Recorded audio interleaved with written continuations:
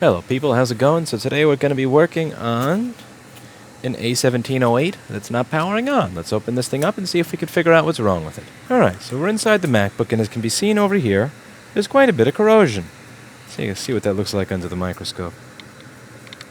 Hey, yikes. Alright, so let's get the board out of this machine. Makes it easier to work on. Remember, we have T5 and T3 screws that we've got to remove here. Okay, first thing we're going to do is see how much power this thing is using when we plug a charger in, because that typically gives us an idea of what the fault may be. So we make it to 20 volts, but it's only taking 10 milliamps. And I'm going to take a wild guess, given on the fact that this side of the board looks like this, and this side of the board looks like that our problem is going to be localized in this area. So let's open up a schematic for this. This is an 820-00840, and see if we can figure out what is going on with this particular board. So here we've got the schematic in the board view. So let's take a look at what is going on in this corner. So the first thing we have are some PP-Bus G3 hot capacitors. As you can see, these are some PP-Bus G3 hot caps. So we may have a short on PP-Bus G3 hot. We should check that. And then on this area, we have a chip that is responsible for 3.3 volts and 5 volts. So as you can see, that chip over here is going to be the 3.3 volts PP3V3S5 and 5 volt PP5ES4 regulator. So we may be missing one of those rails. So what I would do here at this point is turn on Paul Daniels' lovely multimeter software. You can bug him for this software if you go to pldaniels.com. Lovely, excellent programmer. All around good guy. First thing we're going to do is we're going to check on the power rail that's attached to these disgusting caps. So as you can see on the schematic in board view, that is PP-Bus G3 hot for the speaker. And PP-Bus G3 hot is a power rail that I'm expecting to be about 13 volts. That's from measuring it on known good boards. Having known good boards you can measure is really helpful in these cases. But you can also get an idea of it just from reading around the schematic usually. On this one, it doesn't seem like it lists the voltage that each rail uses anymore. It used to do that, so I'm kind of sad for that, because it used to tell you what to expect from them. If I had not been fixing these for years prior, I wouldn't know off the bat from the schematic what I'm expecting from PP-Bus G3 hot from the power rails page anymore. But such is life. So what I'm going to do here is measure and see what I get on PP-Bus. And as you can see, 1 ohm. Now, 1 ohm means that it's shorted to ground, which means everything is going to ground through, most likely. I'm going to guess it's this cap, because as you notice, as soon as I tapped it, this came off the top over here. So I'm going to knock that thing off of the board and see what happens. Now I'm going to put on my fume extractor, take my soldering iron. I'm going to put a little bit of flux over that. I don't want to use hot air because I'm right next to the connector. I'm just heightening the likelihood of me ruining it that way. But I can just take my soldering iron. You can add an L in there if you're from Europe or Australia. You can call it a soldering iron. Soldering.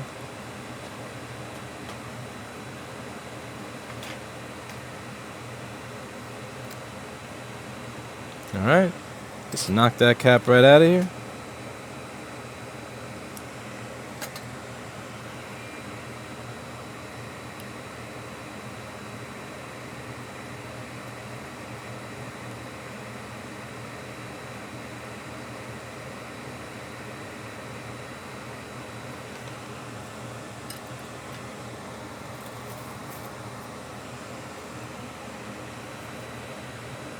Now let's see if our short is still present. Is it present elsewhere? Was that cap it? Alright, look at that. Our impedance is going up, so that was the bad cap. Now this cap over here doesn't exactly give me a lot of hope, but this may just be something I can refurbish a little. Let's put a little solder over there, some flux, clean it up a little.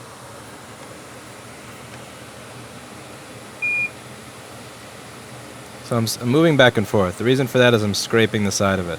So we have flux and this. You don't want to solder on top of corrosion. You want to make sure it goes away. So with the flux in this, I want the corrosion to go up into this little solder blob there, and then I wipe the solder blob off in this HAKKO 599B. This is cheap-ass tip cleaner, which I use. I know JBC has some automatic tip cleaner that's like $200 or $300. I'm cheap, so I use this. It does the job just fine. It's not automatic. It's not an automatic tip cleaner. You still got to jerk it up and down. But I mean, really, like, do you really want to spend an additional $200 just to have somebody else jerk your tip up and down? I don't think so. Some people are into that, but not me. Alright, so let's see. I'm going to see if I can knock this thing out of here. This cap is...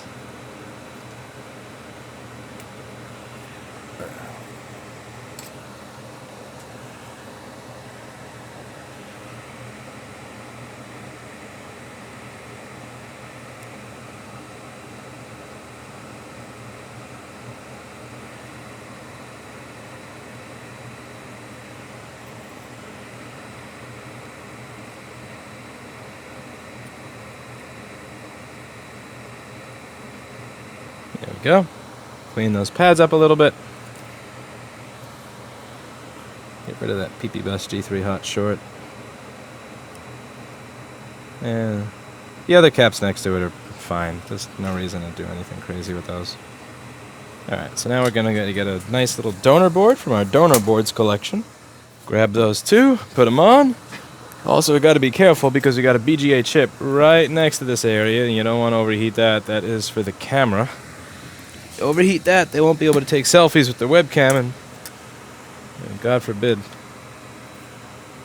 So, do this. We're going to take our donor board over here.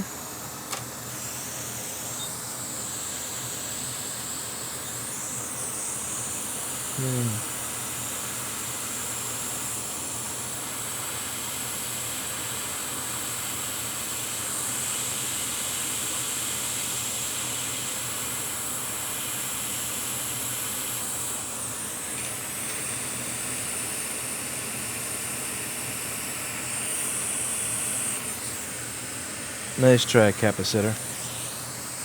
The cap is trying to escape, but it can run, but it can't hide. I can chase it. I can outrun this cap.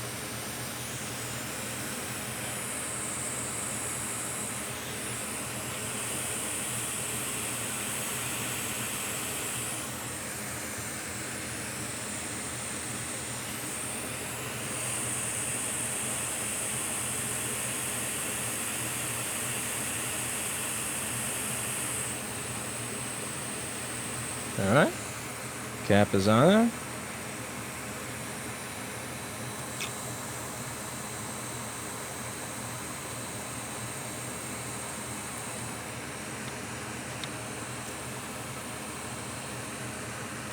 Now we get the next cap.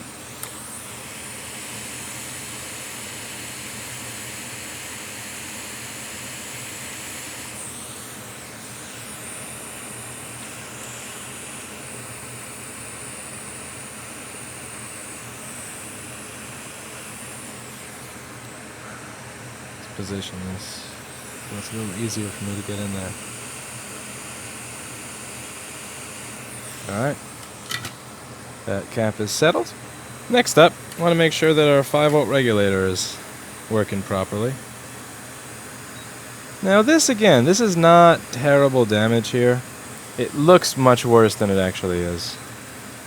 It's just cosmetics. Nothing that can't be fixed without a little bit of concealer.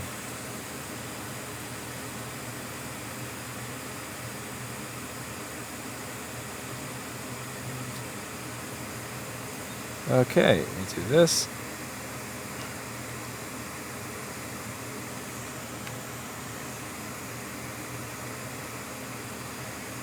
We do that.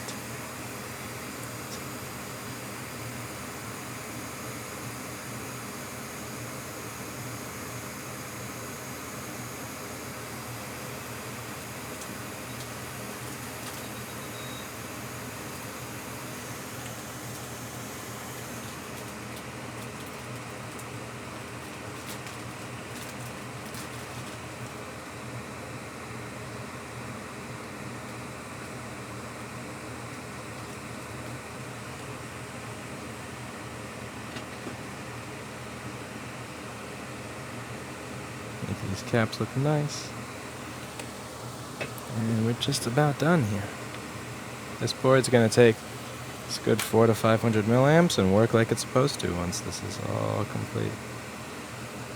And after this thing goes to the ultrasonic cleaner, it's even going to look nice. Again, you don't want to solder on top of corrosion. You want to make sure the old corrosion gets scraped away. That's the idea here.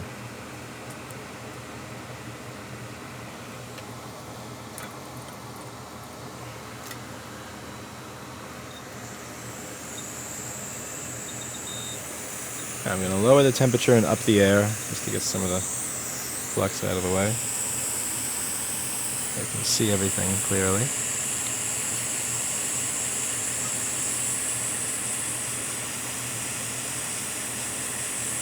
Alright, I'm going to give this a second to cool off, and then we're going to see how many amps it takes when we plug it in. So we're going to cool this using rapid cool technology. Rapid cool technology has been engaged.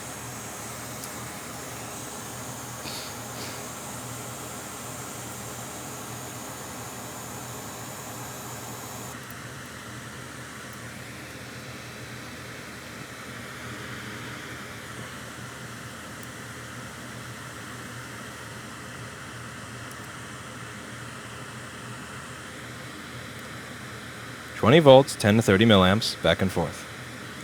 Alright, so now at least it's moving up and down. It's power cycling back and forth, which is actual progress. And then I also noticed I missed a teeny tiny bit of corrosion right over here. We've got to figure out what that's about and what that's for, and if that's important.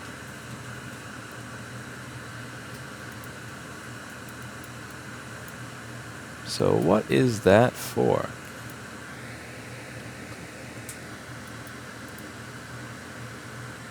Why, how interesting that that's not in the board view. Oh, that's hysterical. Alright, so check this out. You look at the schematic in the board view.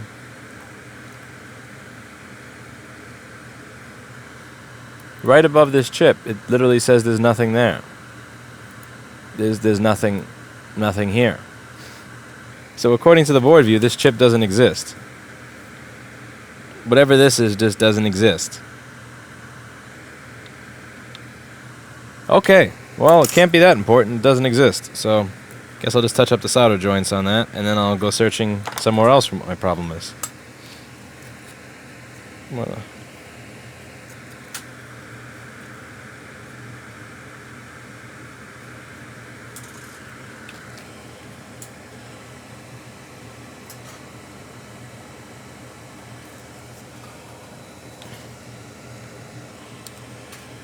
I paid good money for this schematic too.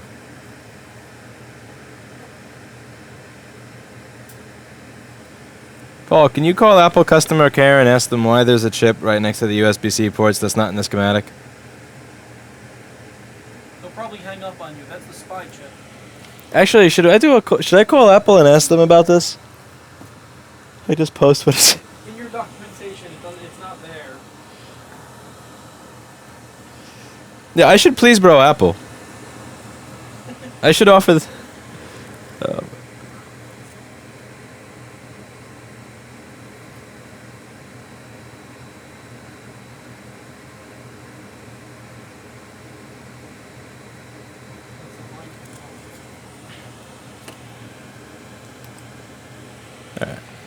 Let's turn the multimeter back on the screen. PP5ES5 is present, but it's jumping up and down.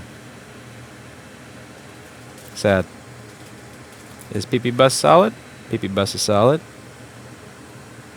Now we got to figure out why this chip is turning itself on and off. So it's not PP5ES5 that's likely turning itself on and off. I bet it's turning itself on and off because something upstream is broken, and the chip is turning itself off to protect itself from a short circuit.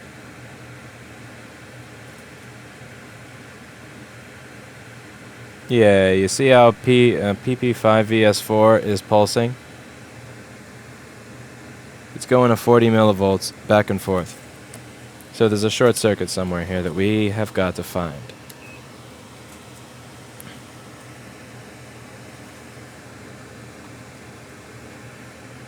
And right there it is. PP5VS4 is the short. Alright, now it looks like the transistor that's right above the chip is actually responsible for PP5ES4. So remember what I said when I was talking about this chip earlier?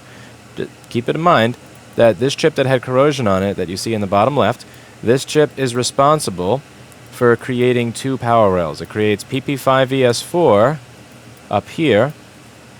It controls this transistor that's going to switch 12 volts to 5 volts, and it controls this transistor over here that's going to do switching to turn 12 volts into 3.3. So I would suggest at this point, if you're confused as to how this chip works, you watch my video on what a buck converter is. A buck converter is going to take the 13 volts going in, and it's going to tell a transistor, hey, take that 13 volts and give me a slice. But then don't give me a slice. But then give me a slice. But then don't give me a slice. So we'll have, let's say, in order to get 13 volts to 5, you'll have this much time of 13, that much time of nothing. This much time of 13, that much time of nothing. And that's going to average itself out. And it's going to be different if you want to have, let's say, 3 volts. You're going to have this much 13, that much nothing. This much 13, that much nothing.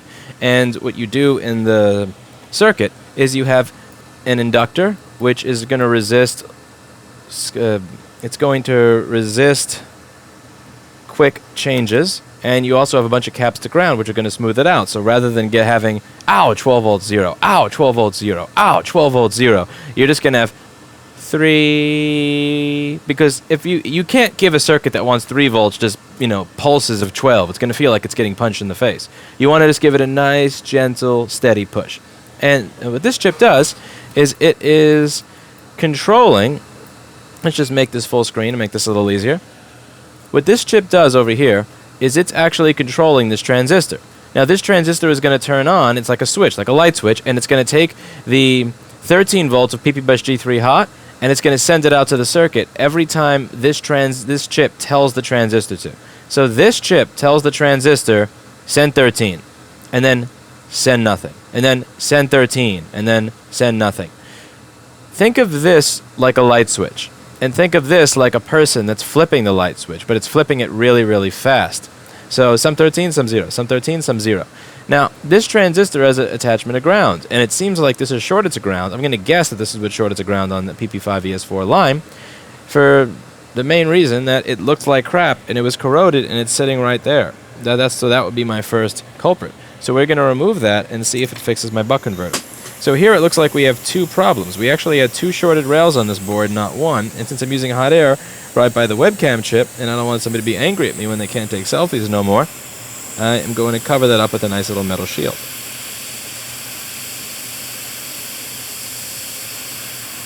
Now this is a very common fix on the A1708, because in the A1708 the liquid always appears to show up in the exact same area. It always congregates in this little corner. So if you master how to diagnose this issue, you're doing yourself you're doing yourself some good, because you're going to see this issue again, and it's worth knowing how to troubleshoot it, how to figure it out. So I'm just going to change the hot air station settings. I need a little less air, a little more temperature. I had lowered the temperature before because I just wanted to move the flux. But that temperature is not going to melt my solder. Alright, so we removed the transistor. Now remember, one thing that I messed up in a recent video, and I'm trying to not just teach you through what I do, but also through my mistakes so you stop making the mistakes that I make, is if something's shorted and you remove the thing you think is shorted, double check afterwards to make sure your short is actually gone. So see here how I measure? I thought the transistor was my short, but I'm measuring and I'm still shorted, which means that I still have a problem, so that I should still be looking around the board. So I haven't actually solved my problem yet. I just removed something that was corroded that I thought was it.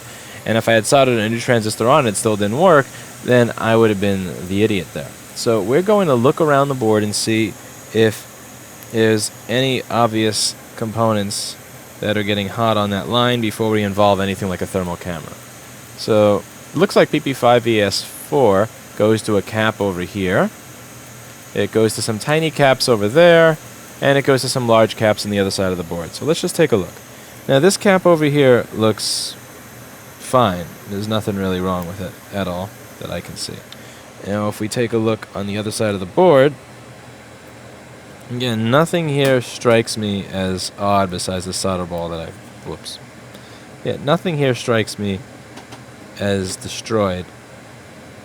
Perhaps I'm not paying enough attention, but this looks fine to me. So at this point, we're going to inject 1 volt into that power rail. So I'm just going to turn on my power supply, turn on the power supply software that controls it, and I'm going to tell this to put 1 volt in there. Now, I'm going to start with 1 volt. The reason I start with 1 volt rather than a higher voltage like 5, because it's a 5 volt line, is because that 5 volts goes to several other chips just like this one. So, remember how I said we're turning 13 volts into 5 volts by switching?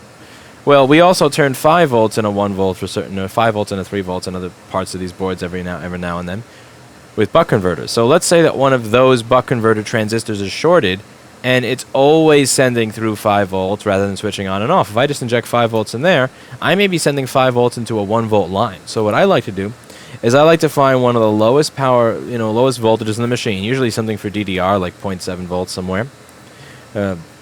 And then I will send that voltage in so that I'm safe, so that even if one of those buck converter transistors is shorted, I'm not screwing myself and destroying the board. So we're going to set my power supply here to just 0.6 volts to start. And I'm going to inject some power in here, and we're going to see what gets warm on my thermal camera. So I'm going to solder the positive end of my power supply here. This is a really nasty looking solder joint, but I don't really care because it's for testing purposes. It's not like that's permanent or for some component or something. Literally, I'm soldering a wire there so that I can, burn something off the board. It's not of greatest concern to me that the solder joint be perfect. So we're going to attach the ground to here and now turn on my output.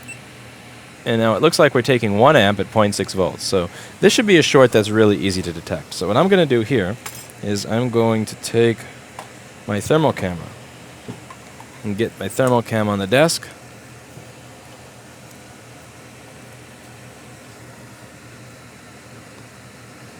Okay.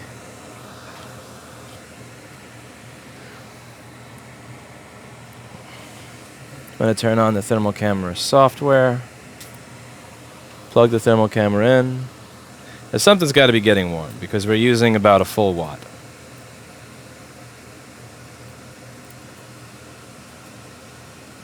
Alright, so it looks like something right over here is taking 55 Celsius. But I think it's on the other side of the board that our problem exists. And the reason that I am saying that is when I look on the actual board view software, I don't see anything that uses PP5ES5 over here, PP5ES4, besides these two CD3215s. And it doesn't look like the heat is directly coming from either CD3215. See, they're both 43, 42, so I think it's something on the other side of the board that's heating them both. So what I'm going to do now is I'm going to flip it over, and I think it was that cap that I thought looked fine that may actually not be fine, because that's... Remember, this cap was PP5ES4 right over here? So let's see if that's what it is. Okay, it looks like it may actually be either that cap or the webcam chip. So there is a chance over here that this is going to be a no selfies board. But before we confirm that,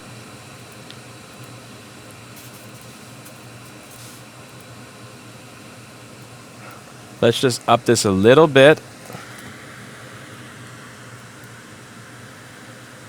Okay, at 1 volt. Now let's see what it is. Yeah, it looks like the issue here is going to be the selfie chip. So this board is not going to be giving anybody any selfies. Yeah, so no webcam for you. That's 127 Celsius. Oh my god. Now again, it's hard to tell if it's the cap itself or the chip, but I'm pretty sure that it's the... It looks like the chip, but let's just see if PP5ES5 goes to it. That'll be our final condemnation. Okay, it looks like it's got to be the cap is warming the chip. I think that's what's going on here. It looks like that's what's going on here. It looks like the cap is warming the chip. Because I think that this thermal camera may be tricking me. So let's see what happens if we knock the cap off the board. I'm going to just stop the voltage from going through it temporarily. Yeah, I would have thought it was the webcam chip, but the reason I'm changing my mind on that is that it's not... It doesn't have PP5ES4 going to it, so it's just not possible that that's my problem. Even though it looks like it. I think that it may be is receiving the heat from this capacitor.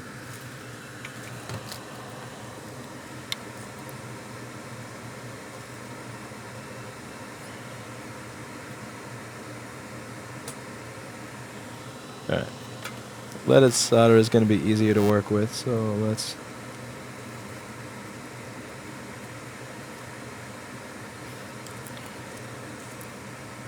remove you. Okay. The cap has been removed, and now we're going to see what's going on when I put the thermal cam back on. Obviously, it's going to be hot because I had a soldering iron there.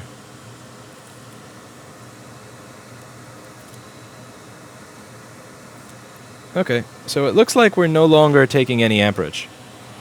Yeah, 1 volt, we're not taking anything. So I believe that it was that cap. It was actually transmitting the heat to the webcam chip. That's pretty interesting.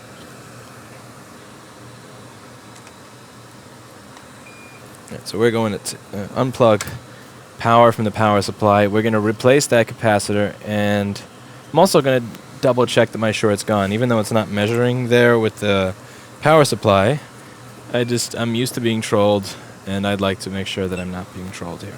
So, what happens when I measure PP5ES4 right here? What impedance do we get? Okay, there we go. Yeah. Open line. This works, right? I can tap it together, and yeah, there we go. Okay, so that's good. So, thermal camera helped us find our short. Thank you very much to thermal camera. Everybody give a nice... credit where credit's due. Thank you to Union Repair. They sent that thing. I was kind of mean to it when it came out. I still think at $1,000 that thing is just like... I mean, that short, given the fact that it was getting that hot, I would have been able to find that with alcohol. But still, I feel like I should be nice to that thing since I used it. I haven't checked. I'm not sure if any of these companies updated their price for that thing. If it's still $1,000, like, you know, LOL. But you see where the thermal camera comes in handy here.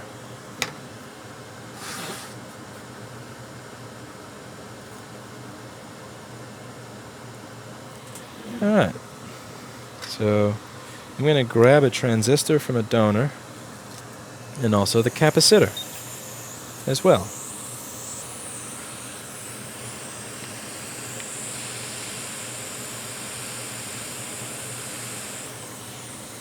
This part of the board is going to be very difficult to heat.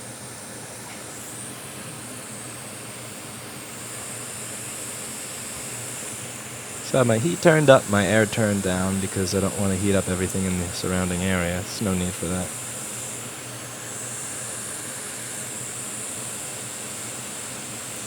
But, do that. Beautiful.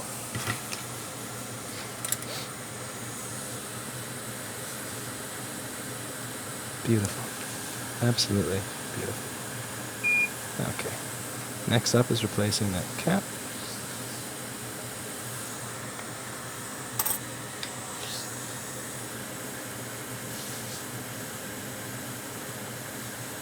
It's interesting. So there's underfill right around that cap for this Wi-Fi chip, and I think that stuff was almost conducting the heat. If not actually, I'm pretty sure that stuff was conducting the heat. That's why the Wi-Fi chip was getting hotter than the capacitor, when the capacitor is the thing that was warm to begin with. Paul, did you notice that? The cap was 95 Celsius and the chip was 130 Celsius, but the cap was shorted and it was right next to it. You probably don't have Huh? You probably don't have the display calibrated. You have to line up those displays every time you use it. Okay, or my display is not calibrated. Good to know.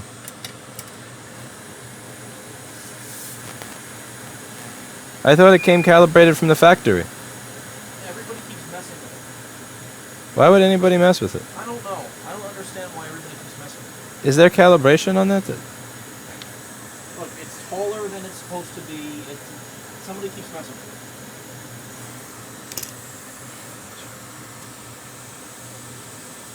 Yeah, you're off. I don't even know how to calibrate. I don't even know where you would change that setting. That wheel up there. Oh. You have to make the two things match each other.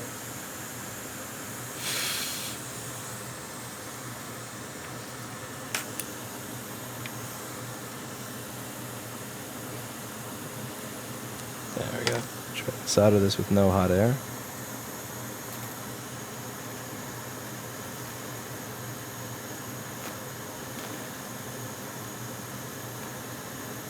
This capacitor looking neat to me is less important than not heating up all the surrounding stuff, so I have a nice solder connection there, nice and strong. Make sure it's flat, but I'm not going to use hot air for this. Hell no. Okay, there we go.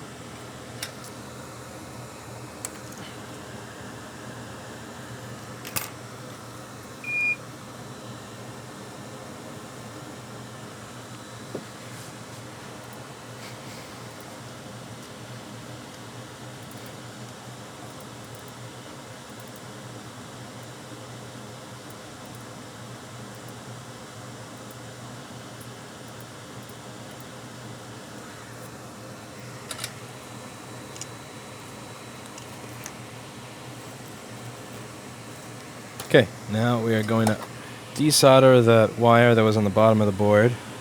No need for that anymore for the short detection.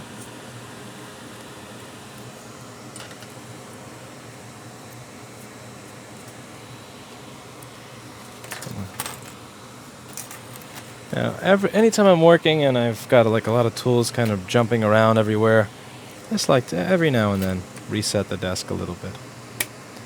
Makes it easier to be nice and calm and happy, and if you're calm and happy, the repairs will occur a little bit easier. So, just putting all these little things back in their right place. Everything in its right place, as Tom York would say. Who'd you learn that from? Huh? Who'd you learn all that from? Now everything's clean again. We're going to see how many amps this takes, and let's see if we're turning on. So 5 volts, 20 volts, 500 milliamps. Bam! Good to go. This is booting. And just in case you don't believe me, okay, we got an Apple logo over there, so it is booting up. So let's go over what it was that was wrong with this, what our thought process was, and what it is that you could learn from it, and if you weren't able to follow along, what it is I would suggest that you read or look up. So the first thing we noticed is that when I plugged it in, it was taking 0.01 amps, which is 10 milliamps, which is no good. I looked on the board and I saw corrosion on a specific cluster. That cluster had 3 power rails by it. PP-Bus G3 hot, PP5ES4, PP3V3S5. Remember the hierarchy. In order for the machine to work, you need to have your G3 hot rails, then your S5, then your S4, then your S3, then your SO. G3 hot are rails like the battery, something that's always there, always on, always needed. S5 when the machine's off. S4 when the machine's hibernating. S3 when the machine's sleeping. SO when the machine is on and working. So a G3 hot would be something like your battery. S4 would be something like the keyboard, because you can awake your machine from hibernate with the keyboard. Something like S3 would be the RAM, because when you put the machine asleep, you are suspending to RAM. And SO would be something like the screen, because or the CPU, because it's only going to be on when you're actually using the computer. So of the 3 rails in that area, the first one that I measured was the G3 hot rail, which is PP-Bus G3 hot. That's supposed to be 13 volts. It was 0, and it had a 0 ohm short to ground. So I went for the low-hanging fruit, which was the capacitor that was the most corroded. I removed it, and that short went away. Then, when that short went away, it would take 10 to 30 milliamps. So now it was doing something called power cycling, which is a little different from a just flat pulse. So it's kind of like flatlining versus little blips of a pulse. Now we had little blips of a pulse, and that gives me hope. So we had 10 to 30 milliamps. So then I checked the other rails in that area. I checked PP5ES4 because there was corrosion by the transistor. It was shorted to ground. The transistor creating it looked a little nasty, so I removed it. It's still shorted. At that point, since everything else on the board looked okay, I couldn't tell what it was. That was the point in time where I was injecting voltage, because that is not going to be something I'm just simply going to find by looking at it. One thing I always do when I'm doing these videos is I try to do something called brain on, brain off mode. It's difficult to solve the more complex problems. This is a difficult job because people are not telling you how to do it. At least in the beginning, you had to figure it all out on your own. There's not like you're getting guides from the manufacturer or anything. So you want to save your brain for the things that matter. So I like to have brain off mode where I'm like, this looked bad, me fix. This looked bad, me, replace. And then After that, we go into brain on mode, which, where I'm actually doing something like injecting voltage. And then we're going to use those tools and see what happens. So we fix the stuff that looks bad first, but then we focus on the stuff that is doesn't look bad but is causing our problem later, so that it's just a more efficient way to go about things. And I inject 5 volts, and it looks like the Wi-Fi chip is getting hot because my machine is miscalibrated here because Paul was messing with it. So after that, Paul's going to shoot me. So after that, I looked in the schematic and I saw, well, it says this is shorted, but this thing right below it is on PP5ES4 and that's not. And I removed the thing that was below it, which was that cap, replaced it, and then it worked and allowed it to boot into an operating system. Also, one important thing to understand here is that, again, anytime I'm doing that scraping and cleaning, I'm not putting solder on top of corrosion. Don't do that. I'll put a lot of flux because flux is very helpful in removing all that junk that shouldn't be there in your solder joints. It's helpful in the cleaning process, which is kind of hard to understand because flux is a gooey, sticky substance. That's not what you think of when you think of cleaning. A gooey, sticky, brown, orange, yellowish kind of thing. But it helps for that. And then what I'm doing is I'm using it like a nail filer. I'm not using it like, come on, put this on there, stick this on there, stick this on there. No, I'm not trying to clump, and add clumps on it. I'm doing this with the iron. I'm filing it, using it like a nail file. Now, you don't want to do this on the actual board layer if the board layer is not corroded. I was doing it to the components that I thought were fine. They didn't need replacing. They weren't like the absolutely disgusting capacitor, just the ones that could use a little bit of TLC. I'm not scraping on the board because I don't want to rip up the board or rip up the internal traces, but I'll do it right on those sections that are attached to the component itself. So that after doing that, it was taking 500 to 600 milliamps, which is the amperage it's supposed to be taking. And at that point, I knew it was turning on, even though I hadn't plugged it in yet. And as you saw, when I plugged it in, I was able to have it boot into an operating system and work. So that's it for today. As always, I hope you learned something. This is a very common issue on the A1708 MacBook because that's where the water tends to congregate in this machine. And if you can figure out how to do this type of stuff, you'll be able to fix a lot of these machines and make a lot of people happy that otherwise would have had to spend over $1,000 at Apple or whatever the hell they're charging nowadays for stuff that can be done in about a half hour by people that just want to dig in and do a little bit of work.